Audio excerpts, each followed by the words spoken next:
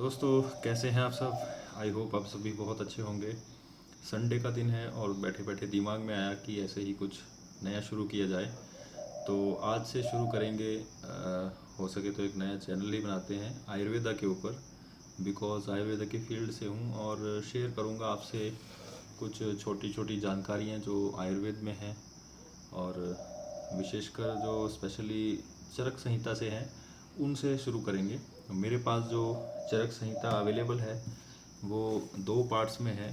मोटी मोटी बुक्स हैं जो कि मैंने जामनगर से ही खरीदी थी। तो ये चरक संहिता है अग्निवेश जी की, जो कि रिवाइज़ की है चरक जी ने और दृढ़बल जी ने, और आचार्य चरक जिनको आयुर्वेद के जनक भी कहा जाता है।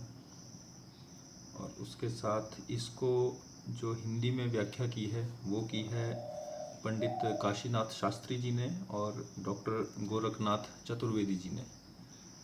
तो मोटी मोटी जानकारी देंगे जो कि आप लोगों के लिए हितकर होगी, बेनिफिशियल होगी डे टू डे लाइफ में।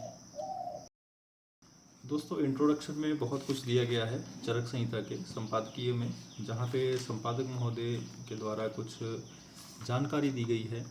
जो आयुर्वेदा है वो 5000 से लेके 30,000 साल पुराना यहाँ पे लिखा गया है, 50,000 पुराना है।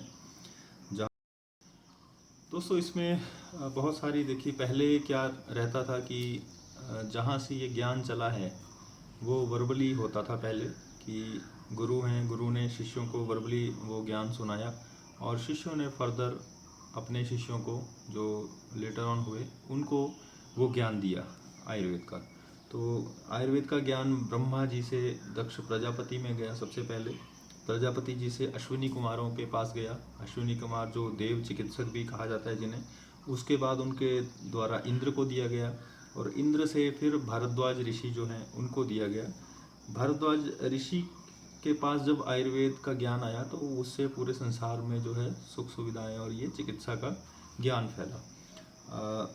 उसके बाद अलग अलग ऋषि हैं, जैसे पुनर्वसु, आत्रेय ने अग्निवेश, अग्निवेश ने भेड़, जतुकर्ण, पराशर, हारित और क्षारपाणी नामक 6 अपने शिष्यों को ये ज्ञान दिया, जिसमें से 6 शिष्यों में से सबसे बुद्धिमान जो थे वो अग्निवेश थे और उन्होंने एक ग्रंथ का, एक संहिता का सबसे पहले निर्माण किया गया था और इसी को चरक संहिता के नाम से जाना जाता है। और अग्निवेश जी का प्रति संस्कार बाद में चरक जी ने किया और उनका उस ग्रंथ का नाम फिर पड़ गया चरक संहिता। दोस्तों, चरक संहिता जो है संस्कृत में अवेलेबल थी सबसे पहले, और इनका टीकाकरण जो है, जो हिंदी में कन्वर्ट किया है, इंग्लिश की मैं यहाँ बात नहीं करूँगा, जो हिंदी में कन्वर्ट किया है उसमें बहुत सारे जो हमारे आचार्य थे, वैद्य थे, उन्होंने इसको ट्रांसलेट किया है अपने अपने तरीके से। हिंदी भाषा में अनुवाद सर्वप्रथम लाहौर से पंडित ज्वाला प्रसाद जी ने, पटियाला के वैद्य रत्न पंडित राम प्रसाद जी ने भी इसको प्रकाशित किया था और बाद में कुछ औरों ने भी किया है। मीन्स 31 से भी ज़्यादा लोगों ने इस चरक संहिता को अलग अलग तरीके से अपने बनाया है। दोस्तों, आयुर्वेदा को त्रिसूत्र आयुर्वेद कहा गया है। त्रिसूत्र मीन्स 3 सूत्र हैं इसमें। पहला है हेतु सूत्र, जिसमें हेतु मीन्स निदान, कि वो किस कारण से हुआ है उसका पता लगाया जाता है। देन उसके बाद लिंग सूत्र, जिसमें कि उसके लक्षण जितने भी हैं उसके बारे में देखा जाता है। और उसके बाद औषध सूत्र, द्रव्य सूत्र जिसको बोलते हैं, कि जहाँ से इन कारणों को देखते हुए, लक्षणों को देखते हुए उस रोग की द्रव्यों के द्वारा, औषधियों के द्वारा जो ट्रीटमेंट की जाती है, इसलिए इसको त्रिसूत्र आयुर्वेद कहा गया है। लीजिए दोस्तों, 5वें चैप्टर में चरक संहिता में ये आहार विषयक विचारक, मतलब डाइट का बताया गया है कि डाइट कैसी होनी चाहिए आपकी। तो इसमें साफ साफ लिखा है कि पहले तो जितनी आपकी डाइट है ना वो आपकी अग्नि, जो जठराग्नि है उसके बल को बताती है कि आपका जठराग्नि कैसा है। सेकेंडली, मात्रा कितनी होनी चाहिए आहार की, उसमें क्या है कि सबसे पहले जो आपकी प्रकृति को बाधा ना पहुंचाए, डिस्टर्ब ना करे आपकी जो करंट प्रकृति है उसको, उसमें हेल्पफुल हो उतना ही खाना चाहिए। और जो टाइमली डाइजेस्ट हो जाए, आपका पच जाए समय से। दोस्तों कभी कभी हम खाने में जो है ये सोचते हैं कि जो लाइट चीज़ है, जैसे जो इजीली डाइजेस्टिबल है, उसको जितना ज़्यादा खा लें कोई दिक्कत नहीं है। लेकिन आयुर्वेद में साफ साफ लिखा है कि जो लघु डाइजेस्टिबल चीज़ है, जो इजीली डाइजेस्ट हो जाती है, उसकी मात्रा भी, उसकी डोज भी, क्वांटिटी जो है वो भी फिक्स्ड होनी चाहिए। क्योंकि क्या होगा कि अगर वो लघु चीज़ है तो ऑब्वियसली वो बात को बढ़ाएगी थोड़े टाइम बाद। तो अगर आप उसका रेगुलरली यूज़ करेंगे, ज़्यादा यूज़ करेंगे, तो ऑब्वियसली वो बात को बढ़ाएगा। और जो भारी चीज़ है, गुरु चीज़ है, हो सकता है वो कफ को बढ़ाए या आपके पित्त को बढ़ा दे। तो जितनी भी चीज़ें हैं, आहार में मात्रा का ज्ञान ज़रूर होना चाहिए। उसी देखिए आहार से ही हमारे जो पेट है वो जुड़ा हुआ है, और पेट अगर डाइजेस्ट नहीं कर पाएगा चीज़ों को तो वो वैसे की वैसी पड़ी रहेंगी और बीमारी वहीं से फिर पैदा होना शुरू होती है। दोस्तों साफ साफ बताया है आयुर्वेद में कि जो कुर्चिका होती है, यानी कि मलाई जो होती है, खुरचन जो होती है, जैसे आप दूध उबालते हैं फिर उस दूध को ट्रांसफ़र कर देते हैं और जो नीचे पतीले में बच जाती है वो शायद सुबह आप जब खुरचते हैं उसको, तो उसको छेना जो है वो मछली, दही, उड़द और यवक, जौ जो है उसकी शीलन, उनका लगातार यूज़ नहीं करना चाहिए। जो लोग ये लगातार उसका यूज़ करते हैं वो ऑब्वियसली बुलावा देते हैं फैट को बढ़ाने में और देन कार्डियक डिजीज़ के लिए। इसी के साथ साथ दोस्तों लगातार जो हम यूज़ कर सकते हैं उनका भी आयुर्वेद में बताया गया है, और वो ऑलरेडी हम आप लोग जानते ही होंगे। तो इसमें पहले है सांठी चावल, शाली चावल जो लाल चावल होते हैं, देन मूंग की दाल, सेंधा नमक, आंवला, जौ का आटा, आकाश का जल, देखिए जो बारिश का पानी होता है वो, है ना, क्योंकि वो डिस्टिल्ड वाटर टाइप होता है, दूध है, और मधु जो हनी है उसका आप रेगुलरली यूज़ कर सकते हैं। दोस्तों अब बात करते हैं ऋतुचर्या की। मीन्स आयुर्वेद में कहा गया है कि अगर आपको, दोस्तों अब बात करते हैं ऋतुचर्या की। ऋतुचर्या मीन्स किस किस ऋतु में आपको कैसे कैसे रहना चाहिए, क्या खाना चाहिए। क्योंकि आयुर्वेद में कहा गया है कि अगर आप ये जानते हैं कि आपकी भूख कितनी है और कितना आपने खाना है, मतलब मात्रा आहार की जो है, जो डाइट की आपकी क्वांटिटी है, आप उसको जानते हैं, लेकिन अगर ऋतु के अकॉर्डिंग, आप सीज़न के अकॉर्डिंग उसको नहीं खा रहे हैं तो और तब भी आपके शरीर के लिए वो हितकर नहीं होगी, यूज़फुल नहीं होगी, आपको कोई ना कोई रोग हो सकता है उससे। तो सबसे पहले षड ऋतुचर्या, 6 सीज़न जो होते हैं हमारे, जो कि हमारे ही देश में पाए जाते हैं। तो उसमें सबसे पहले हेमंत ऋतु जो विंटर सीज़न होता है उसमें उसकी चर्चा करते हैं। तो दोस्तों सबसे पहले जो विंटर सीज़न है उसमें अग्नि, जठराग्नि जो है वो प्रबल होती है, बहुत ही डाइजेशन पावर हाई होती है। उसमें सबसे पहले वायु रोग क्यों होते हैं, लोगों को जोड़ों के दर्द, कमर दर्द वगैरह या दर्दें क्यों होती हैं? क्योंकि शरीर को जितनी आपको देनी होती है गुरु आहार, मतलब हाई कैलोरीफिक वैल्यू वाला फूड जो देना होता है, जिसमें प्रोटीन ज़्यादा रहने चाहिए, वो आप नहीं देते, और उसकी वजह से जो है आपके अलग अलग टाइप के वायु के रोग होते हैं, वायु कुपित हो जाती है। दोस्तों आयुर्वेद में क्या है कि जब हेमंत ऋतु होती है, विंटर सीजन है, तो उस टाइम पे आप जितने भी मैंने पहले बताए कि खुरचन जैसे है, दूध है, वसा है, और जितने मीठे चीज़ें हैं, चीनी है, मिश्री है, गुड़ है, ये सब चीज़ें जो है शरद ऋतु में, जो विंटर सीजन है उसमें इजीली डाइजेस्ट हो जाती हैं, पच जाती हैं। तो उन चीज़ों का सेवन करना चाहिए, और गर्म जल का भी सेवन करना चाहिए, जिससे कि आपके शरीर में वायु की उत्पत्ति नहीं होती, वात रोग से आपकी आयु को कोई हानि नहीं होती। और हेमंत ऋतु में विहार, अब पहले था आहार और विहार, विहार साथ में बता दूं, मीन्स दिनचर्या कैसी होनी चाहिए, आपको क्या करना चाहिए। तो तेल का अभ्यंग, मालिश करनी चाहिए तेल की सर्दियों में, पूरे शरीर की। उपटन लगा लेना चाहिए, है ना। सिर पर तेल लगाना चाहिए। जो ड्राई हेयर रखते हैं तो सिर में जल्दी ही आपने देखा होगा कि सिरसूल जिसको बोलते हैं हेडेक शुरू हो जाती है, तो उससे बचाना चाहिए। धूप का सेवन थोड़ा सा हल्का करना चाहिए। उष्ण भूमिगृह मतलब तय खाने में जहाँ पे डायरेक्टली हवा आपको इफ़ेक्ट ना कर पाए वहाँ पे रहना चाहिए। अब क्या क्या नहीं खाना चाहिए दोस्तों, आहार विहार वो भी इसमें बताया है कि आपको ज़्यादा लघु अन्न, जो बिल्कुल लाइट फूड है वो भी नहीं खाना चाहिए। हम सर्दियाँ देखते हैं तो लाइट फूड चावल ज़्यादा खाते हैं, है ना, और इजीली डाइजेस्टेबल जो चीज़ें हैं वो ज़्यादा खाने लगते हैं, वो नहीं खाना चाहिए। उसके साथ साथ तीव्र वायु जो है वो ज़्यादा हवा जहाँ हो वहाँ नहीं रहना चाहिए। नेक्स्ट है दोस्तों शिशिर ऋतु, जिसमें कि सेम हेमंत ऋतु की तरह ही वो भी ठंडी ऋतु होती है, लेकिन उसमें क्या होता है कि कई बार बारिश होने की वजह से बारिशों के बाद जो है वो थोड़ी और सर्दी बढ़ जाती है, और उसके बाद क्या होता है कि वात का जो कोप है वो बहुत ही ज़्यादा बढ़ जाता है। तो सेम चरक संहिता में यही लिखा गया है कि जो हेमंत ऋतु में आपका आहार और विहार है वही उसको ही फॉलो करना चाहिए।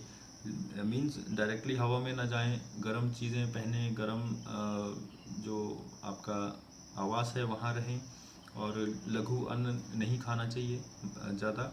और इसमें शिशिर ऋतु में कटु तिक्त कषाय रस जो है उसको छोड़ देना चाहिए। कड़वा, तीखा और कसैला वो रस छोड़ देना चाहिए। वातवर्धक जो वात को बढ़ाने वाली चीज़ें हैं, हल्की चीज़ें हैं, और ठंडे अन्नपान मतलब ठंडी चीज़ ना खाएं, ना ठंडी चीज़ पिएं, उनको भी त्याग देना चाहिए। अब बात करते हैं दोस्तों वसंत ऋतु की। तो स्प्रिंग सीज़न जो है उसमें हेमंत ऋतु में जो संचित हुआ कफ है, क्योंकि आपने हेमंत ऋतु में गर्म चीज़ें खाई, जो फैटी चीज़ें थी, या जो प्रोटीन ज़्यादा खाया, तो वो आपका कफ जो संचित है वो सूर्य की किरणों के आने से, जो वसंत ऋतु में सूर्य की किरणें पड़ती हैं उनसे जो है वो प्रेरित होकर या द्रवीभूत होकर या उनसे इफेक्ट पाकर जो है जठराग्नि को मंद कर देता है। तो आपकी डाइजेशन पावर जो है वो स्लो हो जाती है और अनेक प्रकार के डिजीज़ को जो है उत्पन्न कर सकती है। तो वसंत ऋतु में ज़्यादातर आपको स्प्रिंग सीजन में ही पंचकर्मा करवाना चाहिए, जिससे आपको संचित जो कफ है वो दूर हो सके। वसंत ऋतु में दोस्तों क्या क्या करना चाहिए, इसमें उपटन, लेप वगैरह, एक्सरसाइज करनी चाहिए आपको। धूम्रपान ये वो वाला धूम्रपान नहीं है, आयुर्वेदिक धूम्रपान है। कवल ग्रह है, मीन्स गार्गल्स करने चाहिए। अंजन, आँखों में सुरमा वगैरह लगा लेना चाहिए। मलमूत्र का त्याग करने के बाद गुनगुने पानी का उपयोग करना चाहिए। उसके बाद चंदन का लेप कर सकते हैं। जौ, गेहूँ ये खा सकते हैं। और सीधु और माध्विक मीन्स मधु निर्मित मद्य, तो ये भी लाइट जो अल्कोहलिक प्रिपरेशन है उनको आप ले सकते हैं। अब आते हैं दोस्तों ग्रीष्म ऋतु के ऊपर। ग्रीष्म ऋतु समर्स जो सीज़न है, तो उसमें क्या होता है कि सूर्य की किरणें पूरे के पूरे संसार से जो मॉइस्चर है उसको सोख लेती हैं, है ना। और इस काल में मधुर रस और शीत वीर्य वाले द्रव्य और द्रवों का जो है पान करना चाहिए, खाना चाहिए उनको। मीन्स जो रस में मीठे हों और शीत वीर्य हों, मीन्स कोल्ड पोटेंसी के हों, वो ड्रग, वो हर्ब्स, वो आपको आहार अन्न खाना चाहिए, पीना चाहिए। और उसके साथ साथ इसमें ये बताया है कि दूध, घी, चावल इनका सेवन करने से बल नाश नहीं होता आपका। वर्ज्य आहार विहार मतलब आपको क्या नहीं करना चाहिए वो भी इसमें साफ साफ मेंशन्ड है कि मदिरा पान बिल्कुल नहीं करना चाहिए। इसके साथ साथ लवण, अम्ल और कटु रस वाले और उष्ण द्रव्यों का सेवन नहीं करना चाहिए। एक्सरसाइज नहीं करनी चाहिए ग्रीष्म ऋतु में ज़्यादातर। विहार के लिए बोला गया है कि आपको ठंडे कमरे में रहना चाहिए, ठंडा पान करना चाहिए। अब आता है वर्षा ऋतुचर्या कि रेनी सीजन में क्या करना चाहिए, क्या खाना चाहिए, क्या नहीं। तो उसमें वर्षा सीजन में क्या है कि शरीर एकदम दुर्बल रहता है, जठराग्नि दुर्बल हो जाती है। क्योंकि वर्षा ऋतु आ जाने पर जो है सारे जितने भी वात आदि दोष हैं वो जठराग्नि में पहुंच जाते हैं और उसको भी एक तरीके से कंटेमिनेट कर देते हैं। तो उसमें आपके वात आदि दोष कुपित हो जाते हैं। तो इसमें साधारणतः क्या करना चाहिए कि अग्नि दीपक द्रव्यों का यूज़ करना चाहिए जो डाइजेस्टिव हैं, जैसे शुंठी, मरीच, पिपली, त्रिकटु हो गया, इनका सेवन करना चाहिए। और इसके साथ साथ वर्ज्य क्या है, क्या नहीं खाना चाहिए, तो वर्षा ऋतु में जल में घुला सत्तू, दिन में नहीं सोना चाहिए, ओस गिरते समय उसमें बैठना या घूमना नहीं चाहिए, और नदी के जल में नहीं जाना चाहिए, और व्यायाम नहीं करना चाहिए, धूप में नहीं बैठना चाहिए। वर्षा ऋतु में क्या खाना चाहिए, इसके लिए खाने पीने की सभी चीज़ों को बनाते समय उसमें मधु अवश्य मिला लेना चाहिए। तो मीन्स हनी आपके लिए बेनिफिशियल है। वात और वर्षा से भरे दिन वाले अम्ल, लवण और स्नेह द्रव्यों की प्रधानता वाला भोजन, मीन्स जिसमें नमक भी ठीक ठीक हो, लवण ठीक हो, अम्ल खट्टा ठीक हो, और साथ में स्नेह मतलब घी वगैरह अच्छा डला हो, वो आपको भोजन करना चाहिए। तो जैसे जौ पुराना है, पुराना गेहूं है, पुराना चावल है, उसको आप यूज़ कर सकते हैं।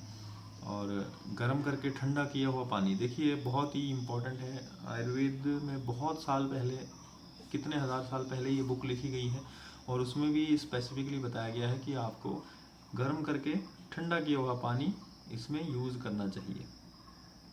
तो तब का ज्ञान है कि जितने भी बैक्टीरिया हो सकते हैं पानी में, तो उनकी वजह से अलग अलग पेट के इन्फेक्शन या आँखों के इन्फेक्शन हो सकते हैं। तो उससे बचने के लिए आपको ये चीज़ करनी चाहिए। अब है सिक्स्थ दोस्तों, सिक्स्थ शरद ऋतुचर्या। सर्दियाँ आ गई हैं, विंटर, ऑटमन। तो सर्दियों में क्या करना चाहिए आपको, जब अच्छी तरह से भूख प्यास लगी हो तभी आपको खाना चाहिए, क्योंकि पित्त बड़ा रहता है, अग्नि मंद रहती है, तो पित्त की वृद्धि से अग्नि मंद हो जाता है ना, और इससे आपको जो है गर्मी हो सकती है बॉडी में। तो उसके लिए आपको चावल, जौ, गेहूं का सेवन करना चाहिए। तिक्त घृत का पान करना चाहिए, एक प्रिपरेशन है तिक्त घृत, उसका सेवन करना चाहिए। रक्त मोक्षण करवा लेना चाहिए, विरेचन करवाना चाहिए, मीन्स पंचकर्मा करवा लेना चाहिए। त्यज आहार विहार, मीन्स जो नहीं करना चाहिए क्या है, शरद ऋतु में धूप का सेवन नहीं करना चाहिए, चर्बी वसा वगैरह नहीं खानी चाहिए, तेल वगैरह नहीं ज़्यादा यूज़ करना चाहिए, क्षार अल्कलाइन चीज़ें जो हैं उनको नहीं यूज़ करना चाहिए, दही का सेवन नहीं करना चाहिए, और दिन में सोना नहीं है, और पूर्वी वायु का सेवन नहीं करना चाहिए। तो दोस्तों ये था चरक संहिता का सूत्र स्थान का 6, 7वें अध्याय तक का वर्णन, छोटा सा संक्षिप्त में बहुत जितना ज़रूरी है। अगले एपिसोड में हम करेंगे सद्वृत्त का वर्णन, मीन्स जो इथिक्स होते हैं, राइट कंडक्ट्स होते हैं, वो क्या क्या होने चाहिए एक रूटीन की लाइफ में। तो अगर आपको ये वीडियो अच्छा लगा होगा तो लाइक करें, शेयर करें और सब्सक्राइब करें। तब तक के लिए आप सब स्वस्थ रहें। जय धन्वंतरी।